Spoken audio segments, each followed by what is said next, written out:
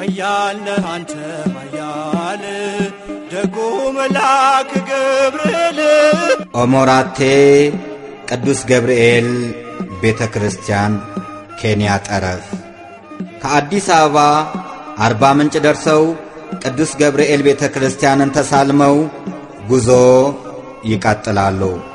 ከኮንሶ ከተማ በቅርብ ያለውን ኒውዮርክን ያያሉ። በዌጦ በረሃ አልፈው ሲሄዱ ኤርቦሬ ቅዱስ ኪዳነ ምሕረት ቤተ ክርስቲያንን ያገኛሉ። እመብርሃንን ተማጽነው ወደ ኦሞራቴ ይጓዛሉ። ኦሞራቴ ቅዱስ ገብርኤል ቤተ ክርስቲያን ይደርሳሉ። ኦሞራቴ የተባለበት ስያሜ ትርጉሙ አንደኛው ኦሞ ወንዝ ሲሆን ራቴ ደግሞ የውጭ አገር ዜጋ ከነ መኪናው የኦሞ ወንዝ ስለወሰደው የኦሞ ራት ሆነ በሚል እንደተወሰደ ይነገረለታል። በብዛት በዚህ ቦታ የዳሰነች ብሔረሰቦች ይገኛሉ። በረሃ በሆነው በዚህ ስፍራ እግዚአብሔር በአዲስ አበባ ባስነሳቸው በደቡብ ኦሞ ሀገረ ስብከት ገዳማትና አድባራትን የሚረዱ የማኅበር አባላት የሚሰሩት ድንቅ ሥራ ይበል የሚያሰኝ ነው። ክርስትና ያልተነሱ ጥምቀትና ቤተ ክርስቲያን የሚፈልጉ የሚያሳዝኑ በርካታ ሕዝቦች አሉ። ሐመር፣ ዳሰነችና ሌሎችም ብሔረሰቦች በማኅበሩ ጥረት እኛ ባለንበት ራቁታቸውን የሚሄዱትን ገላቸውን አጥበው ልብስ አልብሰው በአንድ ቀን 40 ሰዎች ተጠምቀው ክርስትና ተነስተዋል።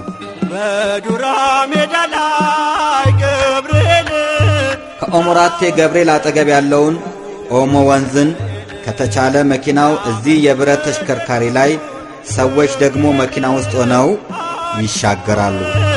ጣዖት ተዘጋጅቶ ገብርኤል ሊያመልኩት ወደዱ። ገብርኤል አዲስ አዋጅ ወጥቶ ካልሆነ በጀልባ ተሻግረው ወደ ነምረሙዝ ቅዱስ ኪዳነ ምሕረት ቤተ ክርስቲያን ያመራሉ። ወደዚህ ስፍራ ለመድረስ 28 ኪሎ ሜትር ርቀት በረሃውን ባገኙት መኪና መጓዝ ግድ ነው። የኢትዮጵያና የኬንያ ድንበር በዚህ አቅጣጫ አዋሳኙ ይህ ነው። እዚህ አካባቢ ያሉት ህብረተሰቦች ክርስትና ርቧቸዋል፣ ወንጌል ተጠምተዋል። ጳጳስና እግዚአብሔርን እንኳን ለይተው አያውቁም። ጳጳስን ሲያዩ እግዚአብሔር መጣ ይላሉ። ማን ያስተምራቸው? ሕዝቤ ዕውቀት ከማጣቱ የተነሣ ጠፍቷልና ይላል መጽሐፍ ቅዱስ።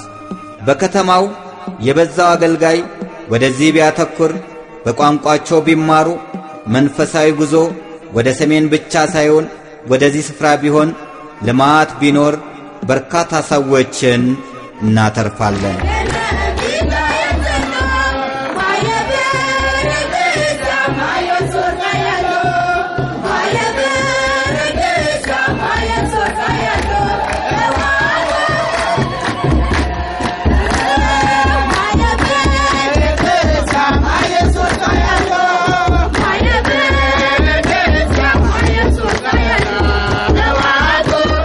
በደቡብ ኦሞ እንግዳ ተቀባይ የሆኑት ሐመሮች የቡና ገለባ አፍልተው በፍቅር ተቀብለውን አስተምሩን፣ አዘምሩን፣ አምላክን አሳውቁን አሉ።